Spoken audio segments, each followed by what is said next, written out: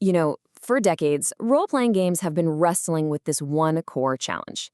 How do you build compelling heroes and, maybe more importantly, truly unforgettable villains? Well, today, we're going to dive into a system that completely rethinks that whole dynamic, drawing a brand new line between the hero's journey and the villain's blueprint. So that leads to a really fundamental question. Should the person playing the hero and the person running the game, the Dice Master or DM, be using the same set of tools to build their characters? The Multiverse Course System, or MDM for short, has a pretty bold answer to that. A hard no.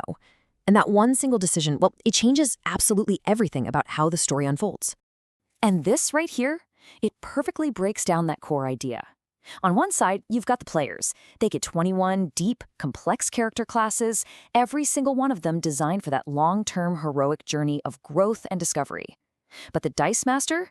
Oh, they get a completely separate toolkit, something called prestige classes, which are built from the ground up to create powerful, story-driven bad guys. The point isn't just to make them different, it's to completely change the feel of the game. So why does that even matter? Well, this separation isn't about giving the DM some kind of unfair advantage. Not at all. It's actually a super smart design choice to get rid of that classic player versus DM feeling, where the game feels less like a story and more like an arms race. Instead, it creates this genuinely collaborative story where the conflict is part of the fun, part of the narrative we're all telling together, instead of a fight between the people sitting at the table. Okay, so with that foundation laid, let's really dig into how this system builds a better class of villain. It's not just about giving them bigger stats or more health. It's about giving them a different purpose.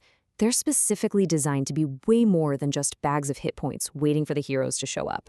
So the first thing the system does is ask a simple question. What is this villain's job in the story? And it gives the DM 14 different narrative archetypes to start with. Is your villain a classic mastermind, pulling all the strings from the shadows? Or are they the corrupted, maybe a former friend who's been twisted into an enemy? Right away, this gives the DM a story hook, a reason for that villain to exist that goes way beyond just being another fight. And this is where it gets really cool. Villains don't just pop into existence at full power. They grow and evolve along something called an archepath. You can think of it as a journey for the bad guy that actually mirrors the hero's own progress. This makes sure the villain actually keeps up with you, scaling in power and influence, and staying a real, credible threat from level 1 all the way to level 20. Let's look at the path of aggression. It's a perfect example.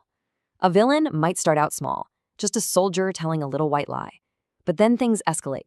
They become a warrior, a genuine threat to the whole region, caught on the slippery slope of their own making. And finally, they reach the top.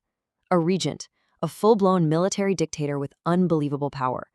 It's a complete character arc, but for your antagonist. Okay, so let's put all those pieces together and see what we get. You could have a villain from the Blackguard Prestige class who fits the authority archetype.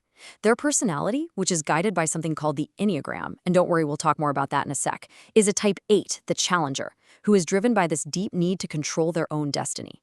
As they level up along their archepath, their abilities unlock in tiers, starting with being able to identify the hero's friends and eventually summoning powerful monsters to fight for them. See? It's a complete, story-driven package. So everything we've talked about, all this really detailed villain design, it's all held up by what the system calls story physics. The best way to think about it is like an invisible scaffolding for your game, a set of hidden narrative structures that gently guide both the players and the DM toward a much more compelling story without ever feeling like you're on rails. Now, a huge piece of that scaffolding is the Enneagram. And hold on, this isn't some kind of restrictive personality test or clunky game mechanic. It's actually a super simple, really flexible tool for role-playing. It just gives you a quick vocabulary to understand what a character is all about, their core fears, their deepest desires, and what they act like on their best days and on their worst. And really, this is the most important thing to get about them. Enneagrams are specifically there to protect the social side of the game. They give players, especially those of us who aren't professional actors, a really simple way to play complex characters, flaws and all, without causing real-world arguments at the table. It helps you draw a clean line between you, the player, and the character you're playing. So you get this whole toolkit of story prompts, basic fears and desires, key motivations, ideas for tragic or even comedic character arcs, and even combat triggers that connect a character's personality to how they freak out under pressure. It's all just there to make role-playing feel more natural and consistent. All right, the next part of this invisible scaffolding is what's called the hero goal sequence. Think of it like a professional story structure for the entire campaign. It breaks down that classic hero's journey into a series of smaller, more manageable goals. For the DM, it's like having a clear roadmap to guide the players from their humble beginnings all the way to their epic finale. And the truly brilliant part? These big story moments are actually tied directly to your character's level. The inciting incident that kicks everything off, that's meant to happen around level 1. That huge power-up, the Paragon Leap, that hits right at level 11. It's this masterful way of connecting your character's mechanical growth with huge narrative beats, so the story always feels like it's building momentum. And last but not least, we've got Story Dice. It's a super simple but really cool tool for injecting some dynamic themes into every session. At the start of the night, a single roll can give the DM a theme for the beginning, middle, and end of the adventure, like a story that starts with empathy, runs into a conflict about sacrifice. It helps the DM weave everyone's stories together and makes sure every single game session has its own satisfying arc. Okay, so you might be thinking, why go to all this trouble? Why build this incredibly detailed, interlocking system of story physics? This is where things get, well, really futuristic. This whole system, with all its moving parts, wasn't just designed for humans. It was designed to teach an AI how to play the game. It's because all these pieces we've just gone over, the villain archepaths, the enneagrams, the hero goal sequences, they're not just a random collection of cool rules. When you put them all together, they create a consistent, structured language for storytelling.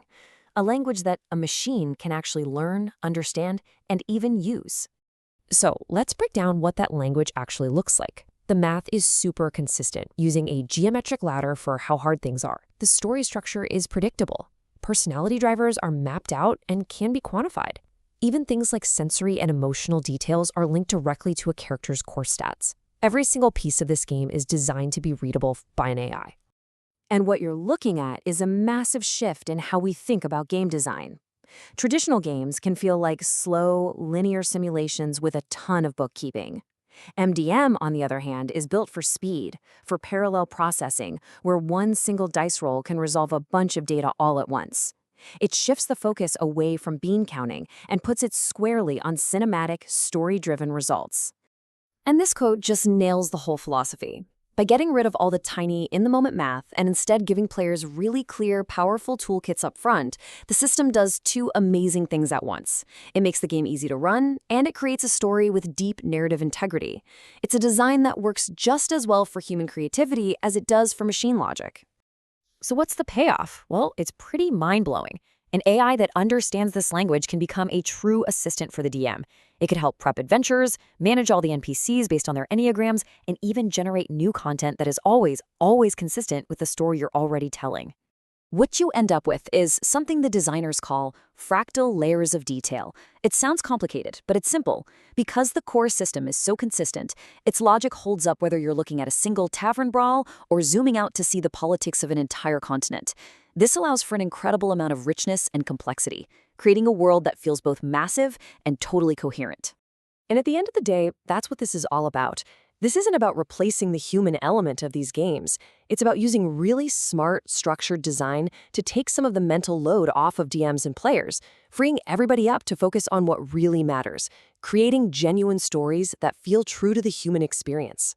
Which leaves us with one last, kind of wild question to think about. If you create a system that so carefully maps out the patterns of our stories, our fears, our desires, our journeys from hero to villain, can a game's story physics actually teach an AI something real about what it means to be human? Now that is something to chew on.